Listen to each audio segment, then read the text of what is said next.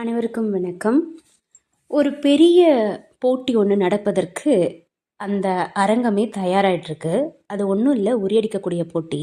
அந்த உரியடிக்கக்கூடிய போட்டிக்கு 20 வயது, 25 வயது, 30 வயது, 40 வயதுன்னு நல்ல கட்டான ஆண்மகன்கள் எல்லாரும் அந்த உரியடிக்கக்கூடிய போட்டிக்கு தயாராகிட்டுருக்காங்க. இதில் ஒரு 10 வயது சிறுவனும் அந்த உரியடிக்கக்கூடிய போட்டிக்கு வந்து நிற்கிறான். அங்கே இருக்க அனைவரும் பார்த்துட்டு, சின்ன பையனாக இருக்கியப்பான்னு கேட்குறாங்க. அதுக்கு அவன், இல்லை நானும் இந்த உரியடிக்கிற போட்டியில் பங்கேற்றுக்குவேன்னு சொல்கிறான். எல்லாரும் நின்னும்போது அந்த உரியடிக்கக்கூடிய போட்டி ஆரம்பிக்குது. எல்லாருடைய கண்களும் இந்த சிறுவன் என்ன பண்ணுறான் அப்படிங்கிறத எதிர்பார்த்து எல்லாருடைய கண்களும் நோக்கி கொண்டிருக்கும்போது, எல்லா காளையான ஆண்மகன்களும் இங்கேயும் அங்கேயும் சுற்றி திரிந்து அந்த உரி அடிப்பதற்கு முயற்சி செஞ்சுட்டு இருக்கும்போது எல்லா கண்களும் மேலே பார்த்துட்டு இருக்கு. ஒரு தடி அந்த உரியை அடிக்குது. பார்த்த எல்லாத்திற்கும் ஆச்சரியம். அந்த உரிய அடித்த தடி 10 வயது சிறுவனுடையது.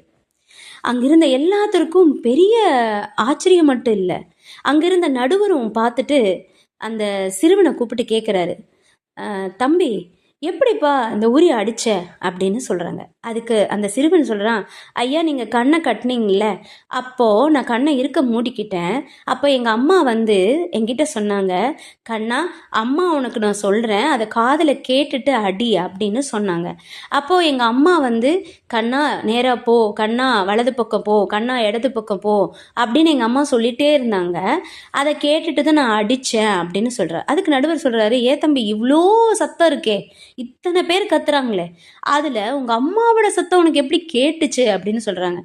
ஐயா எனக்கு மற்றவங்க யார் கத்துனதும் எனக்கு கேட்கல, ஆனால் எங்கள் அம்மா கூப்பிட்டது மட்டும், கண்ணா அப்படின்னு கூப்பிட்டது மட்டுமே தான் என் காதில் கேட்டுட்டு இருந்துச்சு.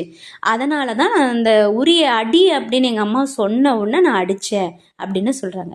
உடனே நடுவர் என்ன பண்ணுறாரு, அந்த 20 வயது 35 வயது ஆண்மகள்கிட்ட கேட்குறாரு, ஏன்பா உங்கள் அம்மா எல்லாம் இங்கே இல்லையா, உங்கள் அம்மா உங்களுக்கு எதுவும் சொல்லலையா அப்படின்னு கேட்குறாரு.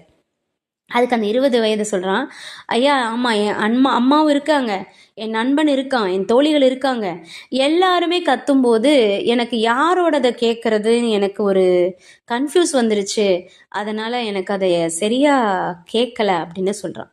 அந்த 30 வயது ஆண்மகன் என்ன சொல்கிறான்னா, ஐயா ஆமாம் எங்கள் அம்மா, என் மனைவி, என் குழந்தைகள், என் சுற்றி இருக்கக்கூடிய நண்பர்கள் எல்லாரும் கத்தும்போது நான் என்ன நினச்சேன், இவங்க எல்லாம் சொல்கிறத விட நமக்கே தெரியுமே, நம்மளே பார்த்துக்கலாம் அப்படின்ட்டு தான் நான் வந்து உரிய அடிக்க ஆரம்பித்தேன் அப்படின்னு சொல்கிறார். கடைசியில் நடுவர் என்ன சொன்னாருன்னா, 10 வயதாக இருக்கும்போது, சிறு வயதாக இருக்கும்போது நம்மளுடைய அன்னை தாயினுடைய வார்த்தைகள் தான் நமக்கு தெய்வ வாக்காக இருக்கும். அதனால தான் சின்ன வயசில் எவ்வளோ பெரிய அடிபட்டு கீழே விழுந்தா கூட தைரியமாக எழுந்திரிச்சு ஓடுவோம்.